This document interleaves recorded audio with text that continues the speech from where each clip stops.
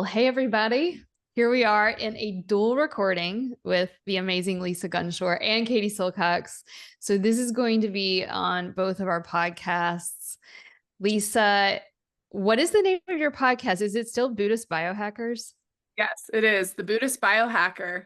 That's such a great name. And of course, here we are with Spirit Sessions and the Buddhist Biohacker. Lisa and I have been friends. Lisa has also done the Shakti School. I just did Lisa's recent course and was a guest teacher, which I know you can probably tell the audience about the amazing experience you guys just had over on your end. But I've been on your podcast before, and one of the coolest things about Lisa and her brain and heart and being is that Lisa's a badass and she's super into like geeky ass shit, just like me. And so she's like this Shakti goddess that's been on this really interesting path, which I know you're going to tell us about your new book, Cherry Pie.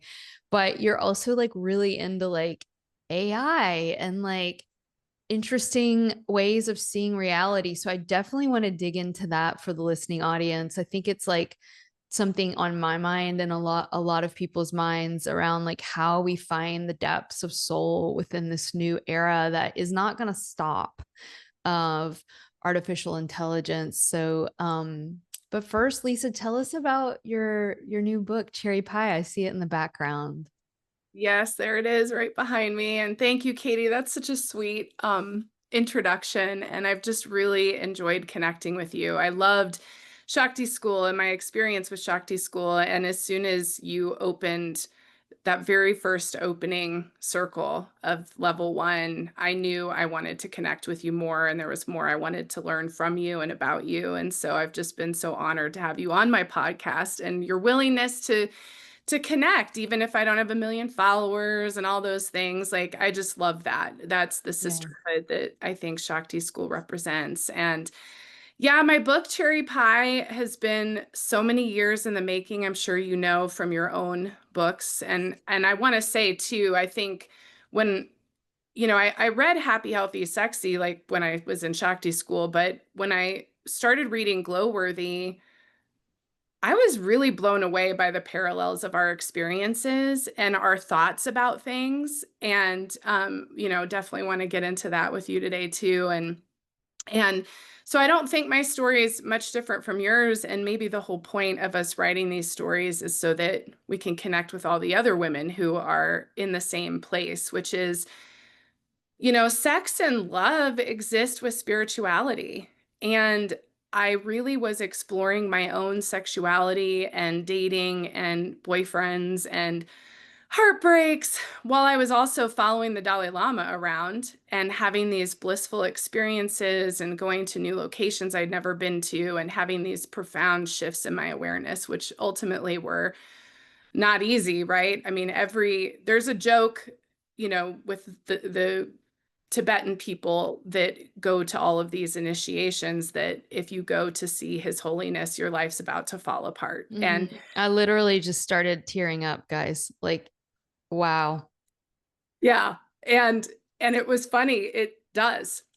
He is a mirror, and just like any other guru, you see your shadow. And so I'd have this, I believe, and this is what my book is, it's that story, which is I believe that every heartbreak and dissolution of a relationship was also this dissolution of my ego. And it pushed me into these spaces where what I was learning from His Holiness when he was teaching at these events I went to and worked as a volunteer at really saved me in a lot of ways. They really did. He saved me. He's with me every day. And it makes me tear up because there's nothing more incredible than being able to connect with a guru, especially in this modern age. And I think that time of the guru is done. And I think what was so beautiful about His Holiness is he was constantly reminding you that he wasn't a guru.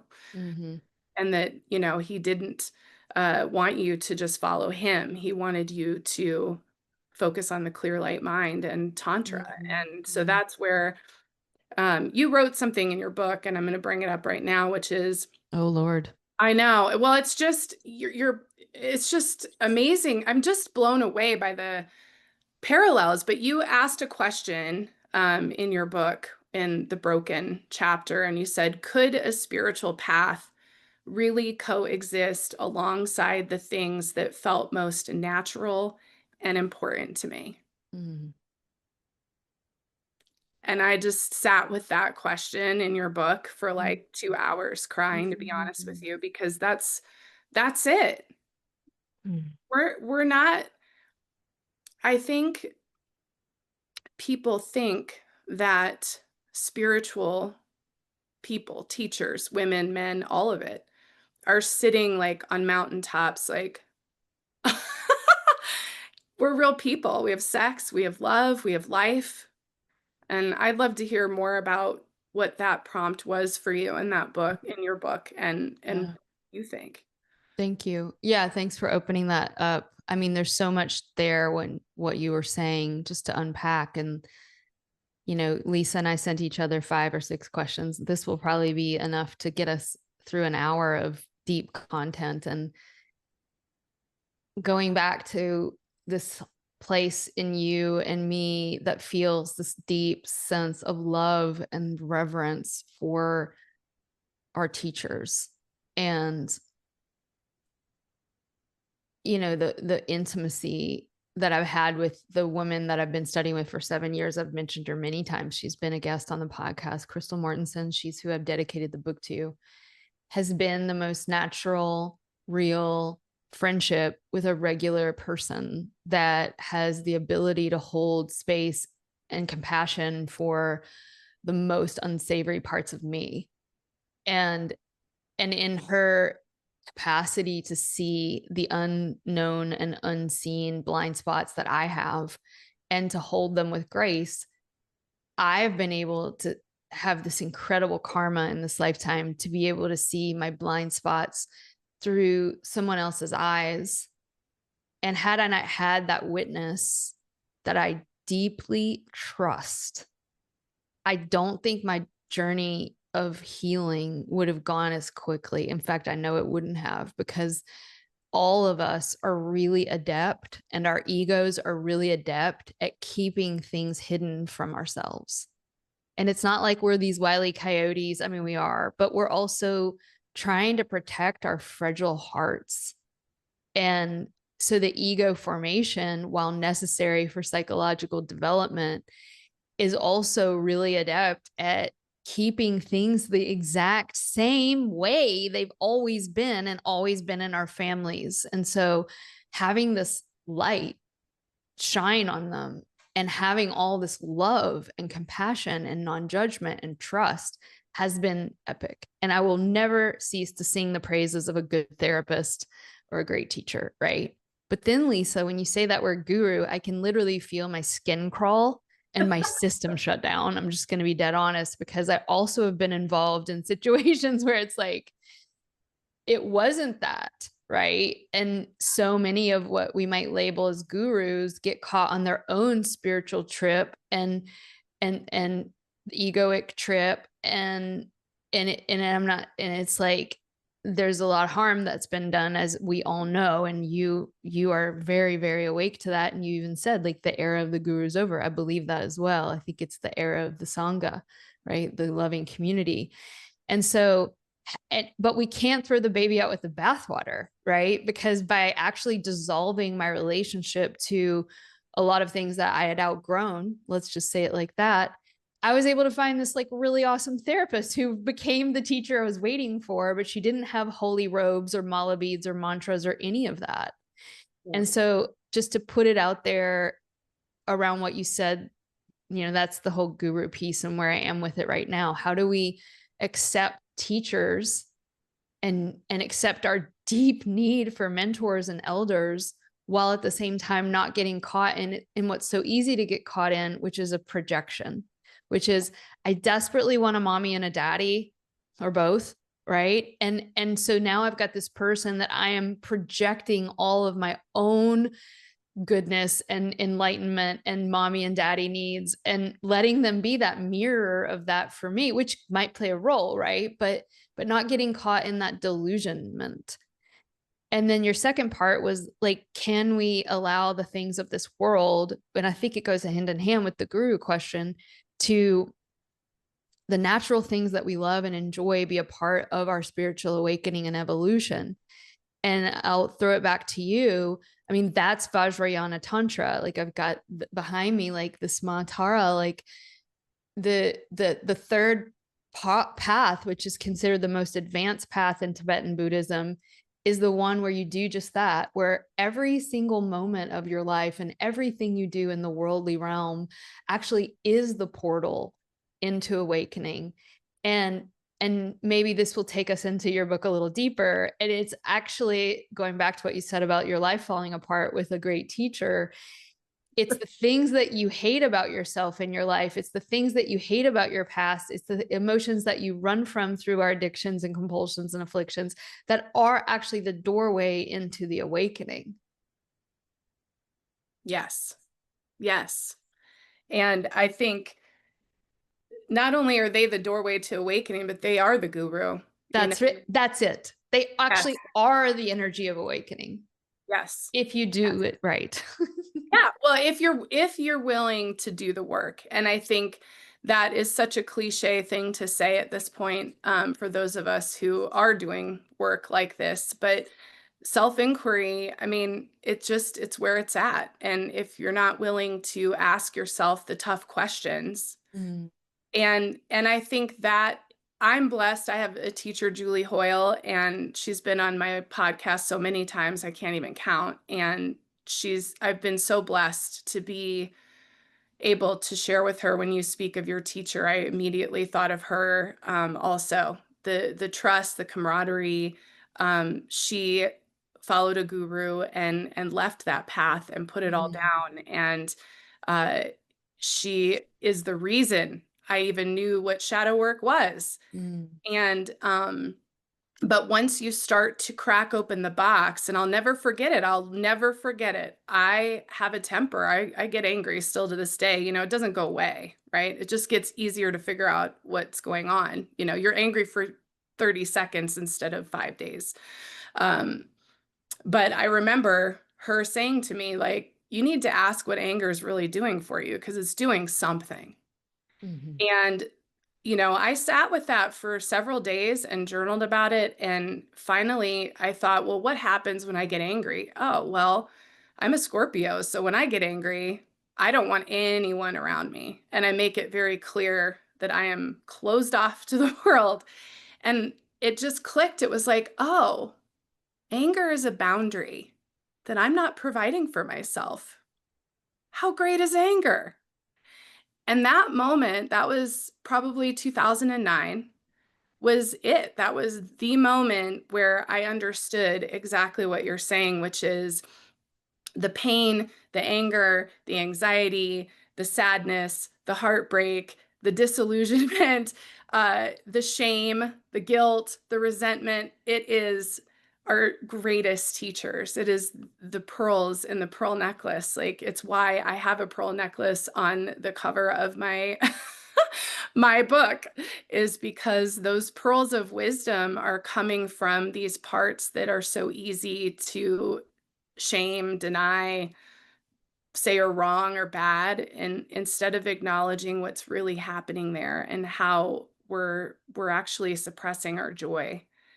And what I appreciated about all of the years of studying Vajrayana Tantra is when you start to understand that the guru lives inside of you, the teacher, the witness, you know, the Purusha, right? It's all inside of us. And it's accessing that and bringing that out into the world that shifts you into compassion, and you start to live in bodhicitta, and you start to understand. And it's not easy. Sometimes it's definitely not easy.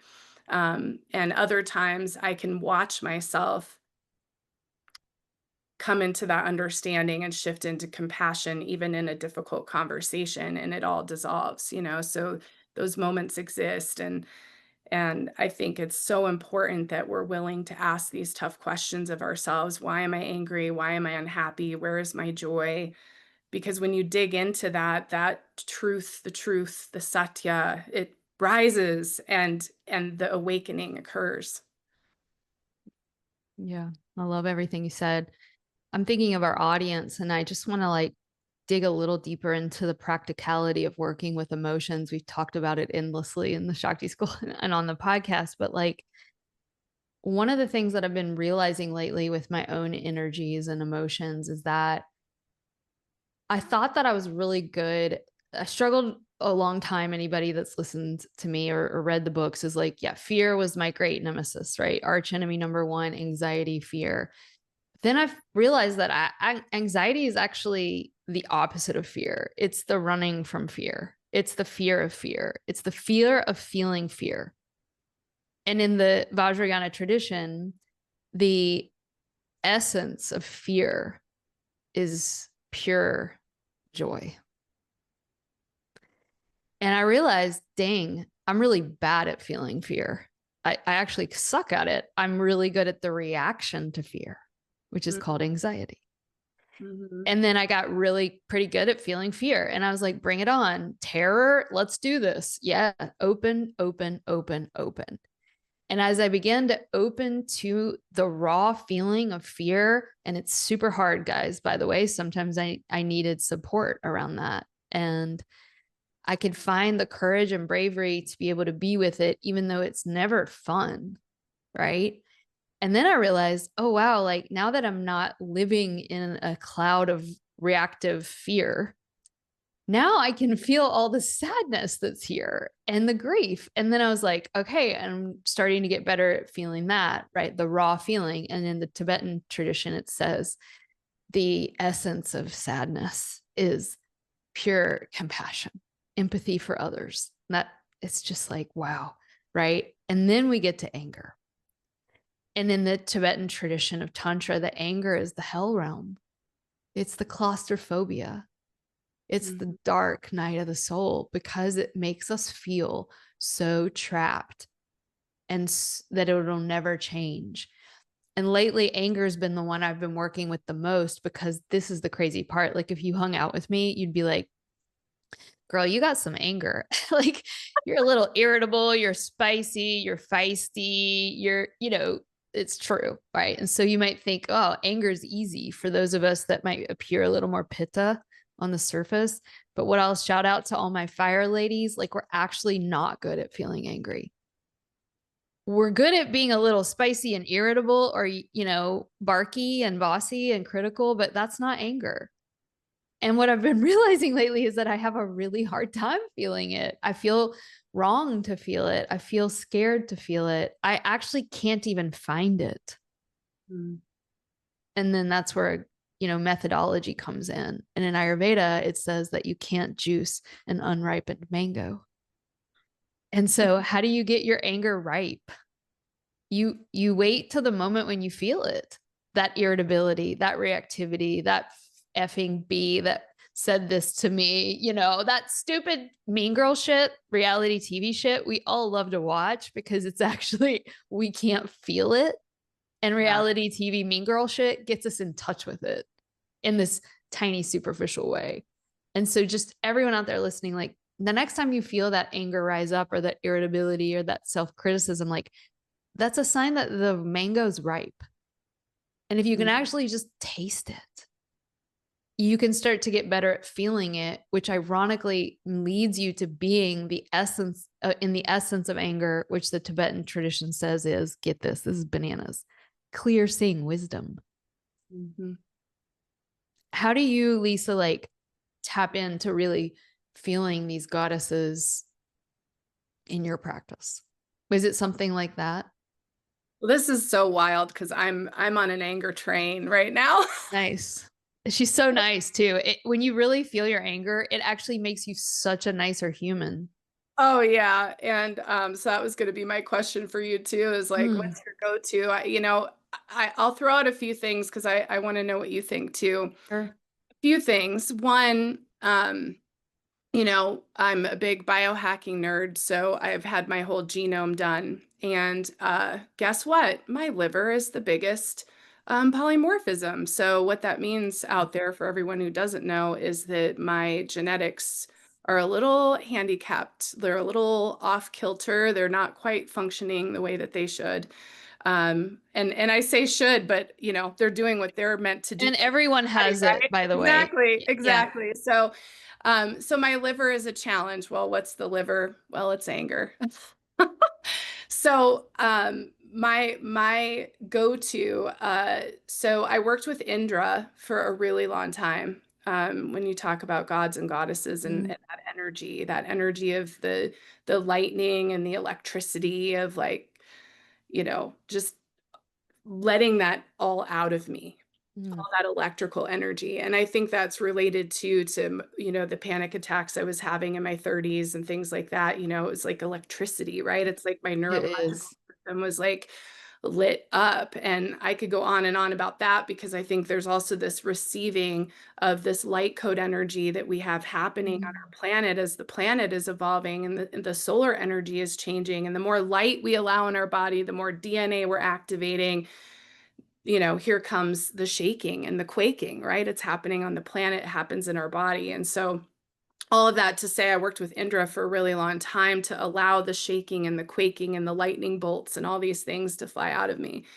Um, but recently, what I've been experiencing is a change with the anger where the grief is coming, you know? mm, And so for me, the more I've allowed myself to just really understand where my anger was coming from or is coming from, the grief is really starting to come. The tears are different. You know, they talk about Vata, mm. Pitta, Kapha tears. And I've noticed, oh, my tears are coming from a different place in my eye. They feel Wow. Yeah, they're, by the way, listeners, according to the dosha, it might come from the middle, the outer duct, or the on the other side. Like, this is how deep it can go.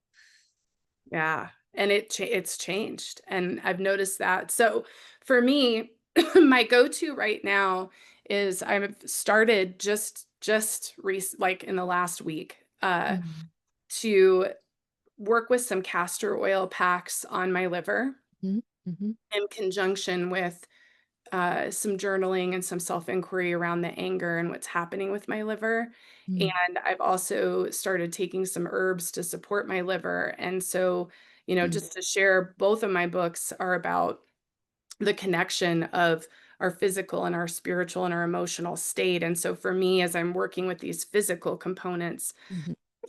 excuse me, I'm also looking at the emotional components because when you do both, I've found that that's where the healing happens. But I'm really curious, like right back at you, like, what's your go-to? Yeah. No, you and I are like both sisters because I love the biohacking. I think that a lot of it is like Ayurveda for moderners. And um, so in Ayurveda, the liver, there is a relationship for sure, specifically to those pitta energies of anger, criticism, irritation. But on a whole, the liver is the seat of all the emotions in the sense that a lot of times, like you said, like we're naming these things, but they're all just energies. And so the energy is in the liver, and then it may express as anger. But then once you feel that, it may now reveal its true origin, which was grief. You know, something like a trauma can cause shock or terror, and it may be manifesting in a child as like aggressive behavior or biting.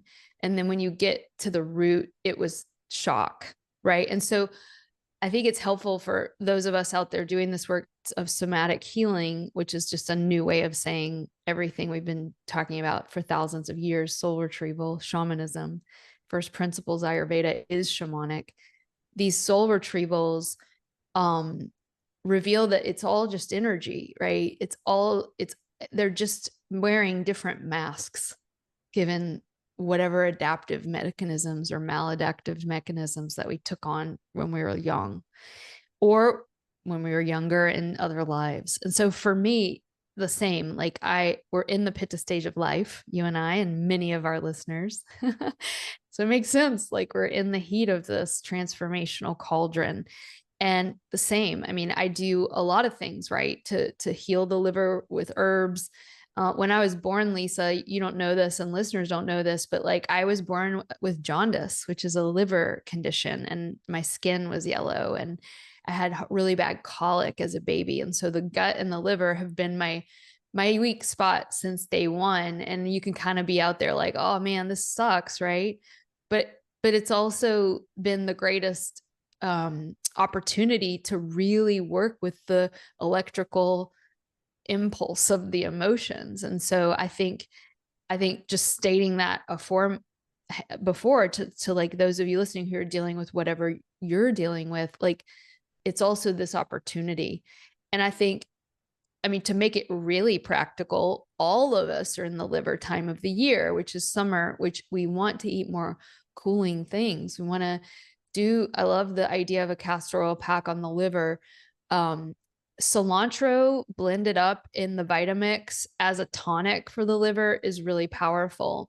I just came back from an amazing experience. Speaking of amazing gurus that are for real, Dr. Vasant Lad, I was able to be with him one-on-one, and I mean, this is like needs to be a whole podcast, but essentially it's like you're with the Dalai Lama, like you're with a light field that has pretty much dissolved their ego to a huge extent. You can just feel it when you're in the room. And so as I sat with him, my own egoic structure upon meeting his was just instantly dissolved as well. And so in that moment, he was able to see me really clearly. And within the first 2 minutes, he tracked so much by feeling my pulses and looking at my astrological chart.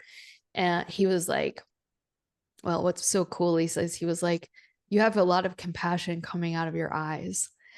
And now you need to lover, love thyself. Healer, heal thyself.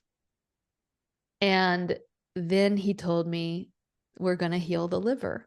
And he gave me some great herbs, but he told me to do, and I'll share this with everyone for practicality and with you as my friend, Lisa, he told me to take a pinch of baking soda in yogurt twice a day, and that would heal the liver alongside these herbs and, not doing what I like to do, which is eat grilled cheeses and French fries, So I could go on and on about methodology, but like, just if you're listening out there, start eating clean, lots of greens, lots of cooked foods, herbs that heal the liver, look it up, do castor oil packs on your liver, do a pinch of baking soda twice a day in yogurt, and like read Lisa's book, Cherry Pie, because you can hear about her journey, read Glowworthy, because in that book, we walk through the very subtle ways of working with the subtle aspects of the liver.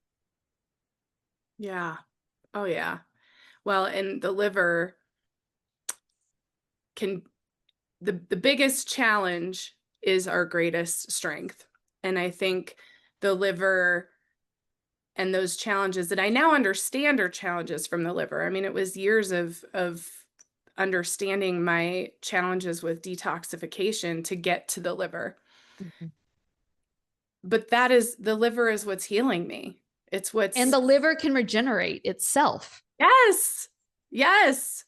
And the call to purify, part of what I talk about in my book that really started a lot of this was I had a crazy health crisis and no one could figure out what it was. And finally, I found a functional doctor who figured it out, and I had parasites. I didn't have one parasite, Katie. I had 3 different ones. Wow. I had one in the frontal lobe of my brain, one in my liver. I did go jaundice for a few days, and because of the amount of parasites in the liver, and then I had a systemic water parasite as well. So I had 3 different ones that How did you know that? Well, I did a fecal test to find that out. And so it's pretty wild. I mean, ultimately what happened was I had a crazy series of bizarre symptoms, from sores in the mouth to extreme fatigue to full body tremors. And I was having a lot of strange neurological symptoms, and I honestly thought I was going crazy. And at one point I thought I was going to die. Like it just was crazy. And I was single, I was divorced, and I was by myself. And I think that's what's driven me to do the work I'm doing now is I don't want anyone to go through that by themselves.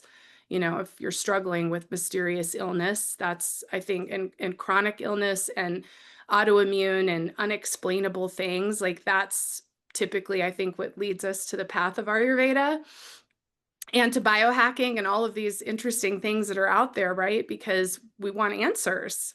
We want answers. And I think that's also a testament to who we are spiritually because we're looking for answers. We're seekers of truth. We want the Mm. truth. And when I had a doctor tell me, like, you're basically tell me I was overreacting and give me a prescription for Xanax. That's what Oh my God. This is so important, guys. Like she had 3 parasites and a simple fecal test showed it. And I know that you healed it through various methods. And to have a doctor say you're crazy, nothing's wrong with you because it's not showing up in what they choose to study or do labs on.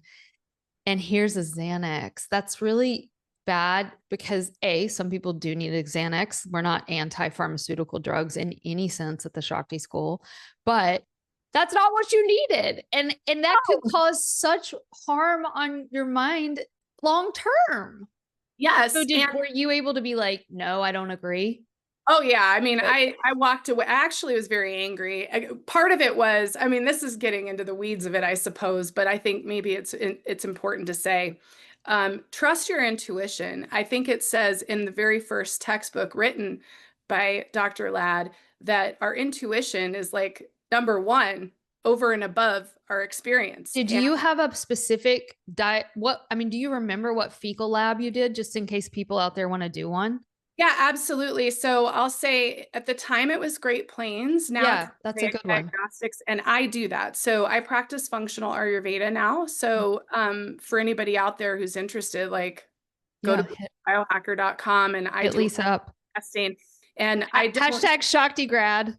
yes, yes. Well, and yeah, all of my Ayurveda training is through the Shakti School. And I would say that not only do I do all the testing, but I actually work to minimize supplementation. So I think one of the things that makes me different from a functional medicine doctor is they often charge thousands of dollars for testing and then also put you on a lot of supplements. Mhm. And I am going to give you a food plan before I give you a supplement plan. Did you use supplements to get rid of the parasites or did you use pharmaceuticals? Because that sometimes can be helpful. I actually only used herbs Hmm. and I had an incredible, so Dr. Jill Carnahan was my doctor. She's pretty famous nowadays, so it's very easy to find Dr. Jill. She cured her breast cancer. She was supposed to die of breast cancer. She had a very rare form and she's gone on to be the most incredible healer in the world. Talk about compassion. So I remember walking into her office after that. So what had happened was I used my own tarot cards of all things. And my tarot cards kept telling me I had some kind of fungal issue. Mhm. And so I started researching that and found out about candida, didn't know anything about it. So what I had asked this doctor, my GP, you know, I said, Regular, right, Western regular doc. doctor, I think I have candida overgrowth. Like I'm reading all about it. Oh, that's not real. You're a hypochondriac. And I'm like, listen, I've not been to see you. Like, I'm not a hypochondriac. Like, this isn't like a normal thing. First Like, time I've been here. my body is weird. Weird stuff is going on. So he gave me the Xanax. He was very rude. Hmm. And I left with that prescription in my hand, so angry. There's that anger. I was so angry and I felt so unseen, Hmm. just so unseen. I was like, he has no idea what I'm going through, like just so Hmm. uncompassionate. And, you know, we just did this OHO event. In my talk, I shared this scene from Golden Girls of all things of, Love. Blanche telling this doctor off because he didn't see her and that she had Hmm. this chronic autoimmune chronic fatigue. And I Hmm. thought, how crazy is that all those years ago in this program? And she's talking about this very thing. And so I walked into Dr. Jill's office. Synchronicity even got me to her. I mean, that was uh, a long, long time ago now. And I walked into her office, and the compassion that came from her heart was like, I Mhm. can't explain. She just looks at you and she goes, oh, let's fix this. Oh Let's my God. And that's the part that's when the healing started, by the way. Yes, yes. And so she ran, food allergy testing, food sensitivity, the fecal test. And the fecal test is even more superior now. I'm blown away by the results I get. Um, Mm. I had a client recently that was basically not processing any food. And that test actually told us that there were some amino acids and some enzymes that were off kilter. And within 3 days of taking those, she's like having normal stool. I mean, it's kind of amazing. The fecal test gives you a lot of information. Right. So, anyways, so Dr. Jill knew that I was sensitive and that I wanted to do everything naturally, and she was very respectful of that. So, I took black walnut, I think Mhm. was one of the big ones. And the most important thing was the diet. To be honest, who Mhm. knows if I even needed the herbs? I went no sugar for 6 months, Mhm. no carbs, no sugar, You nothing. went like keto or paleo? Yeah, I went just meat and vegetables for 6 months. I lost like, I don't even know, 60 pounds in that time. 60? Yeah. This is so important because there's such a problem with thinking that everything is going to look a certain way and you want to be perfect in like the quote Ayurveda way or the vegetarian way. And then you healed this and you lost 60 pounds by doing meat and vegetables, right? And it's like, we have to have an open mind, right? We have to see what the first principles of Ayurveda says, which is you need to do what works.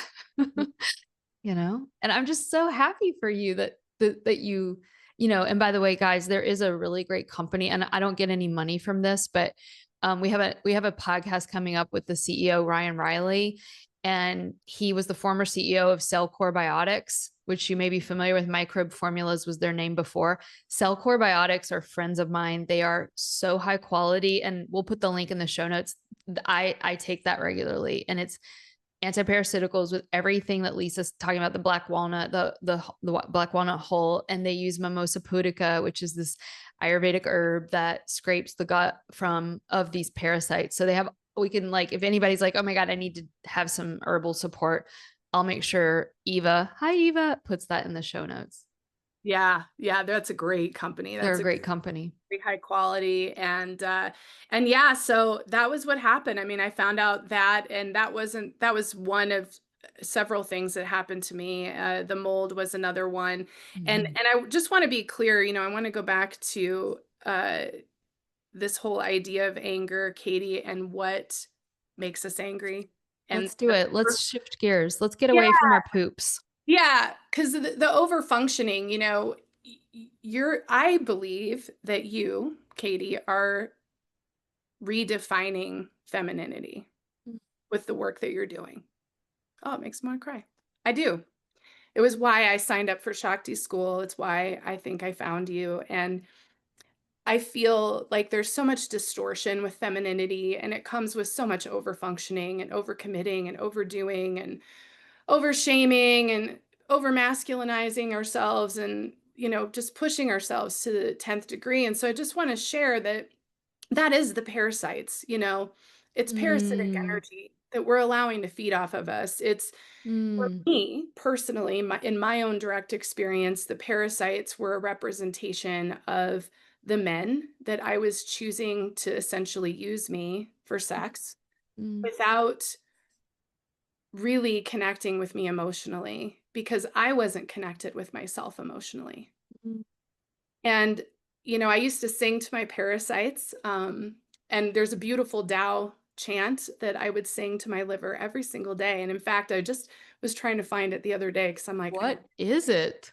well, I remember the beginning. It's like Tao Shen Yi, but then I can't remember the rest of it. But I will find Okay, it we'll and find it. get back to you because But anyway, you can sing any lullaby of love. oh, totally. And I would sing to my liver. I went jaundice, and I believe that that chant literally saved my liver. I mean, I, it shifted in a couple days, but I sang that chant. And I would sing to my parasites, and I would just walk around my house like, "Thank you, parasites, for showing me my life." It's like so silly, but it changed my view of them because I could have been like, oh my God, these Fuck parasites. you, parasites, get out of me. That's how I'm feeling. I'm like, get the F out. Sorry, I dropped the F bomb, but that's how Yeah. I feel.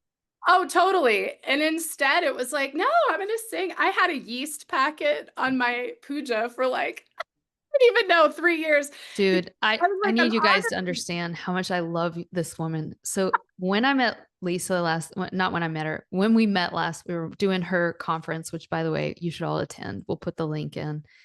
Lisa had a freaking parasite worm on her shoulder. Her stuffed animal parasite is she, oh my God, here it is.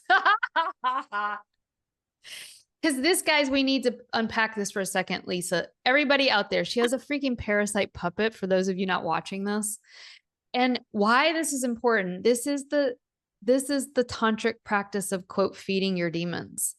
We don't get rid of our enemies and our demons and our parasites through murdering them, through murderous energy, right? Sometimes you got to get things out of you, right? But like by actually thanking them and acknowledging their existence and opening to them, now you give room for them to transform and leave.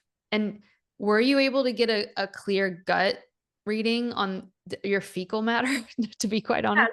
It took me 2 years because of the cycles of their eggs and all that. I mean, really, yeah, Yeah. you guys. Yeah, it's true. Um, you want to know what's crazy though is right after Shakti School. So I attended Shakti School in 2020. So I was in the COVID group. So we were in an interesting journey that was unique and different, and a lot of stuff came up in that community.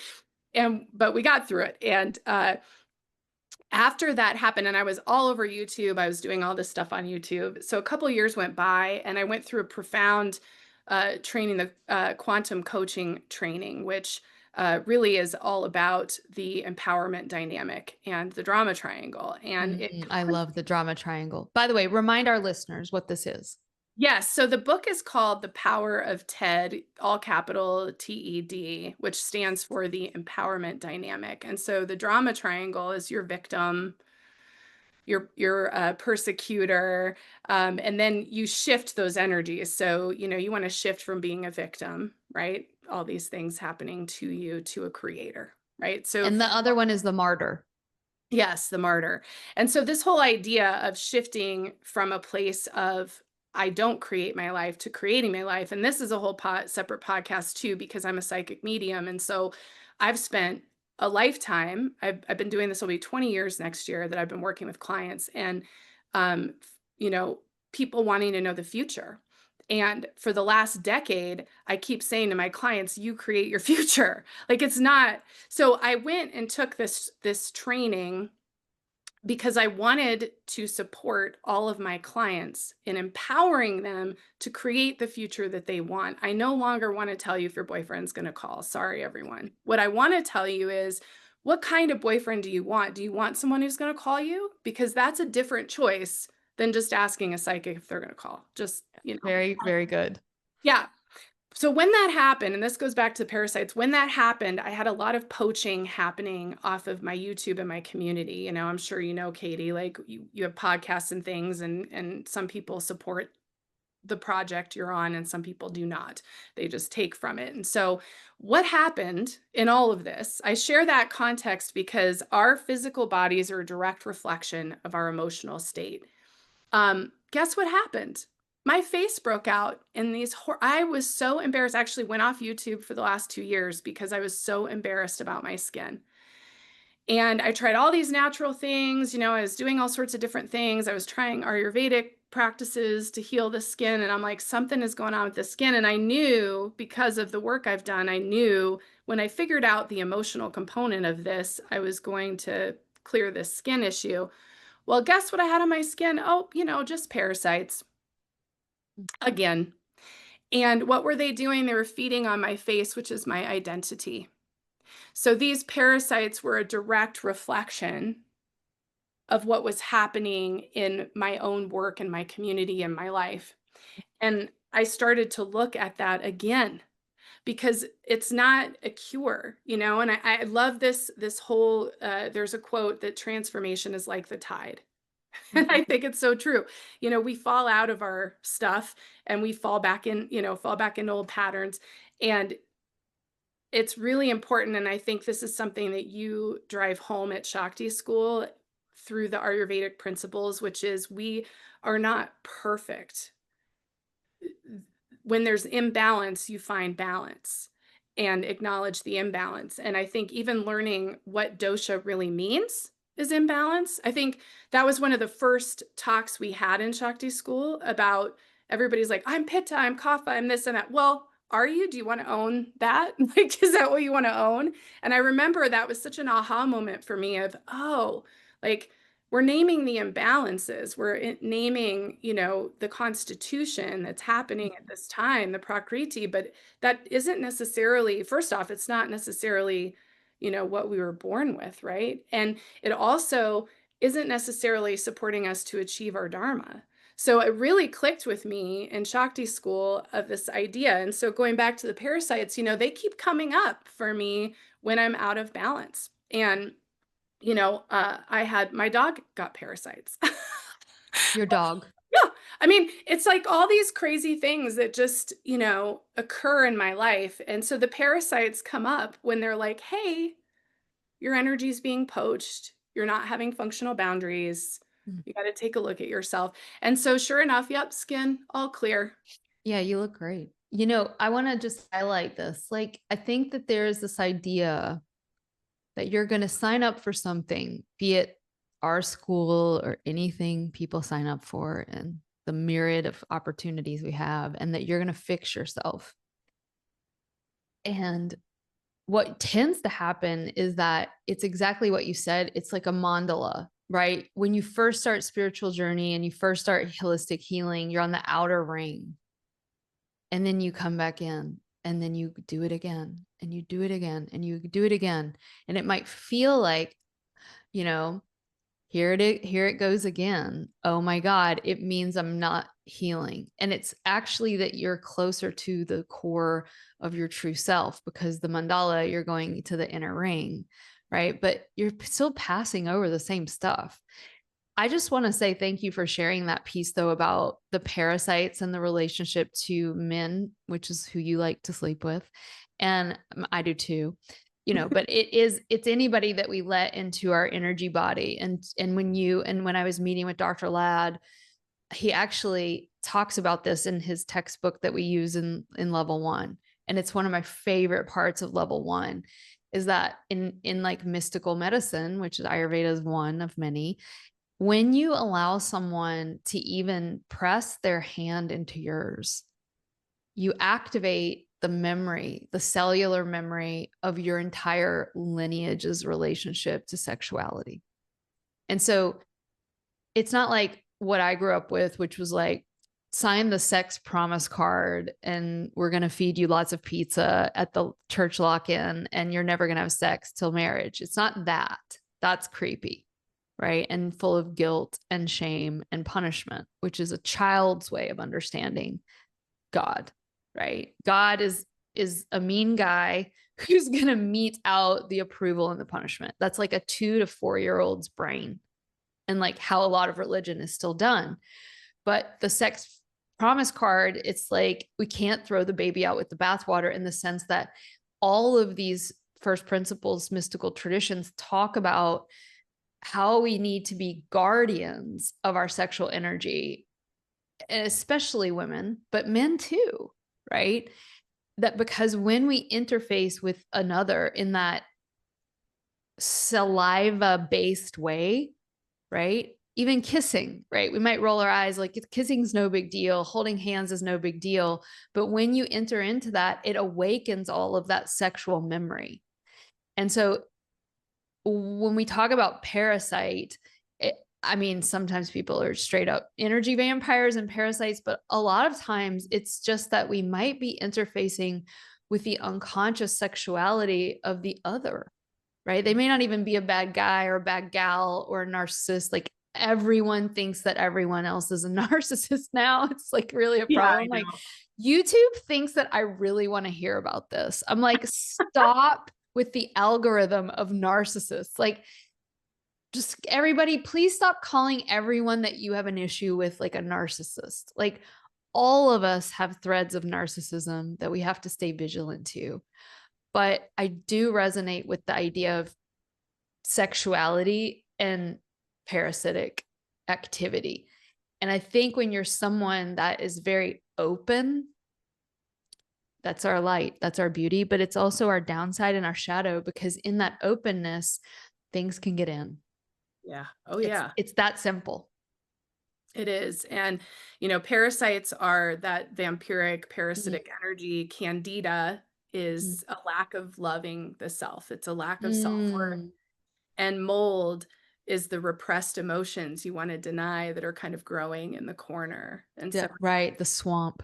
yes. And I agree with you. In fact, I just posted something recently on my Instagram because I'm on a new mission to hold each of us as codependents accountable. So I just did a post about the narcissist piece. Like, let's stop pointing fingers at the narcissist and let's like talk about the codependent, and let's talk about what we're allowing in our life, because it's really us and our dysfunctional boundaries that's allowing any of that to go on. And I agree with you. I'm so tired of everything's about a narcissist. And I think, okay, we're really clear about what narcissists are, but Good job, society.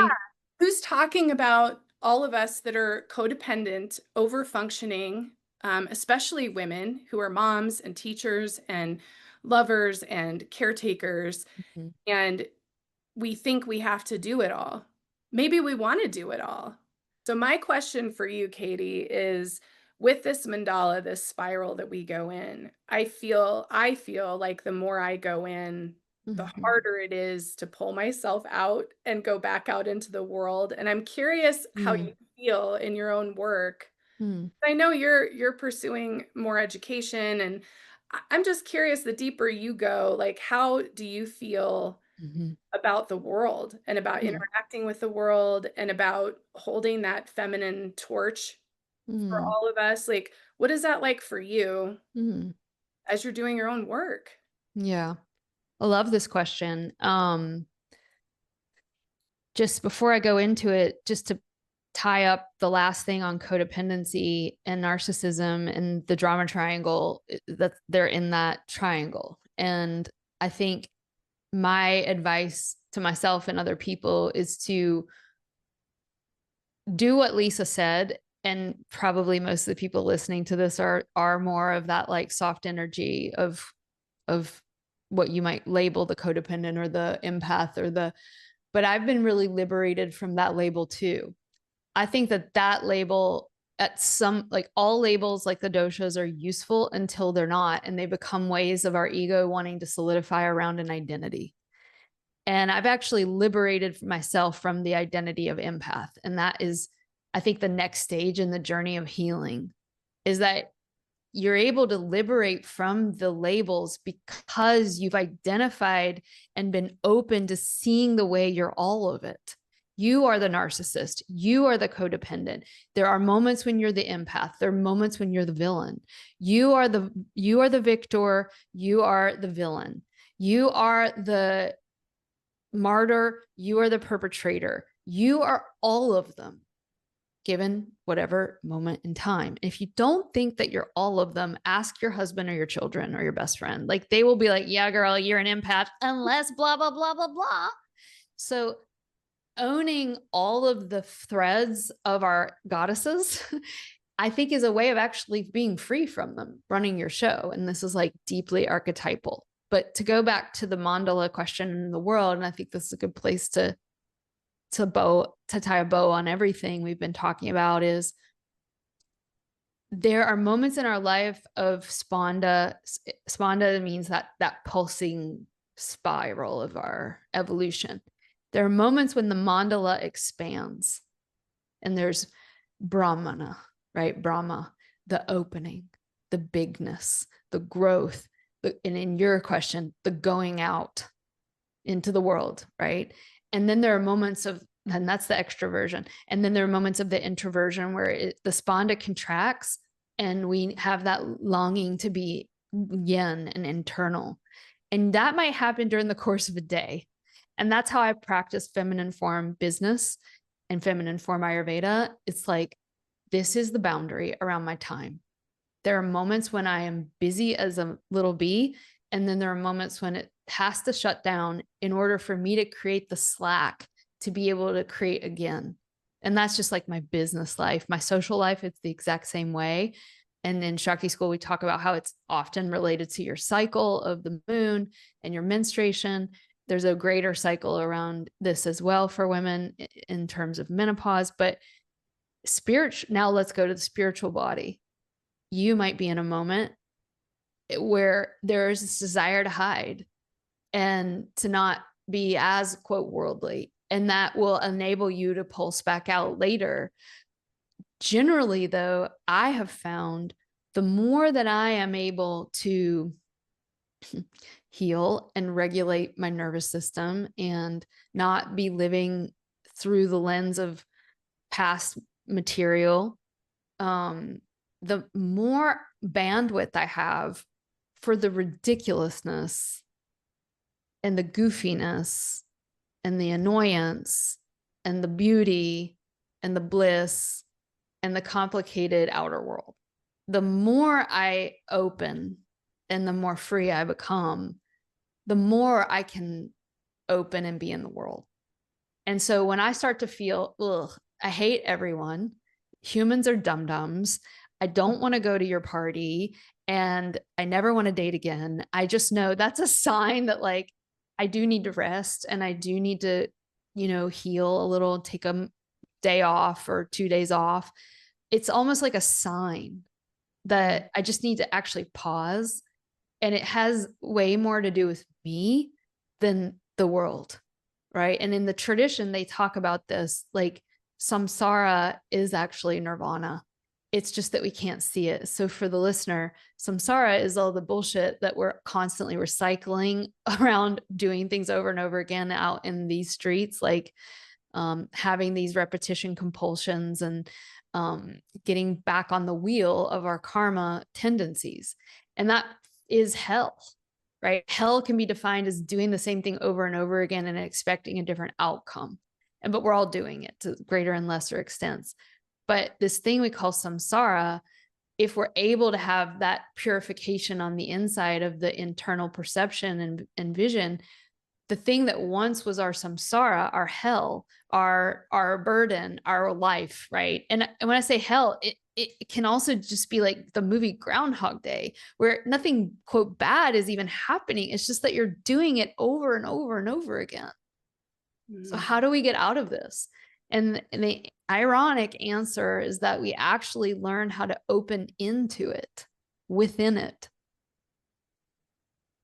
Yes. And that is the teaching of the Kala Chakra, the great wheel of time. The teaching is when you take the Bodhisattva vow to come back for 3 eons until all beings, sentient beings, are enlightened, and you want to do it.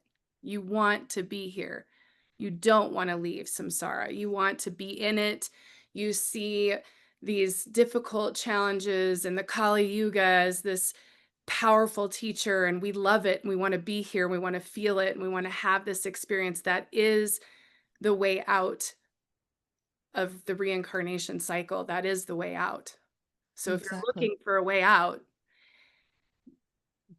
you got to get to the point where you're no longer looking for the way out. I hear so many people, oh, I'm never going to come back. Never want to come back. Well, that kind of thinking is exactly why you're going to come back. Exactly. Yes, exactly. Yeah. Everyone out there, this has been such a joy, Lisa, to have you on the program. And I know I'm also on yours. So I give a love to all your listeners. Where can they buy your book? Oh, thank you so much. So my book is everywhere. It's Amazon, Barnes & Noble, all of those things. So you can find it anywhere. It's Cherry Pie. And the second book, or the first book, or however you want to view it, is Enlightenment Pie. So Cherry Pie is really the story, and Enlightenment Pie is the process to heal naturally, and shares some tidbits of Ayurveda and all of those things. And you can also find everything at BuddhistBiohacker.com. And Katie, you know, I just love and respect and appreciate you. I'm so grateful you're in my life, and Same. definitely cannot say enough about the Shakti School for everybody Thank you. that's out there. And you know, I don't know if there's anything you want to share also about Shakti School or what's coming up. Babe, look, you giving a shout out is the biggest promo I could ever ask for, because I know my baby is the best and the smartest and the sweetest and the most beautiful. But to have you, who's been a student during COVID, say that it's the best and the most beautiful. We do have a Summer of Love deal right now. Before August 11th, you get $100 off and a bunch of free gifts and a whole year of spirit sessions with me, where you can start now for free.